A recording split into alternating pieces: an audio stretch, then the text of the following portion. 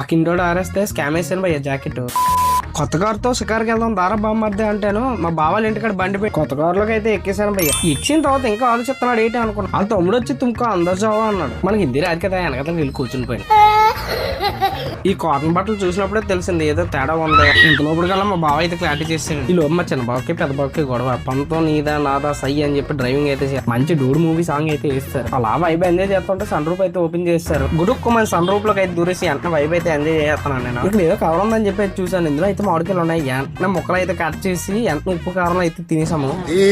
పెళ్లికి మీకు నచ్చిన సూట్ అయితే తీసుకోండి అని చెప్పి అయితే అన్నాడు మా బావ. ఏదో తేడా ఉంది, రెంటల్ డ్రెస్ అని అయితే రాసి రేట్ అని చెప్పి ఫ్లెక్సీ మీద అయితే అనుకున్నాను. పైకి వెళ్ళిన తర్వాత తీరమోస్ కనుక్కుంటుంటే ఇవన్నీ రెంటర్కి అయితే ఇస్తారంట. డ్రెస్లు అయితే ఫ్రీగా ఇస్తే పిల్లలు వదలం, అలాంటిది ఇదేలా వదిలేస్తారు అనుకున్నాడు మా మాయ. ఆ ఆనందంతో 1 by 1 చెక్ చేసుకున్నాను మొత్తం. ఒక్కడ కూడా సైజ్ చాలలేదు. నాకు చాలలేదని బాధ కన్నా మా తమ్ముడికి సరిపోయిందని బాధ ఎక్కువైపోయింది.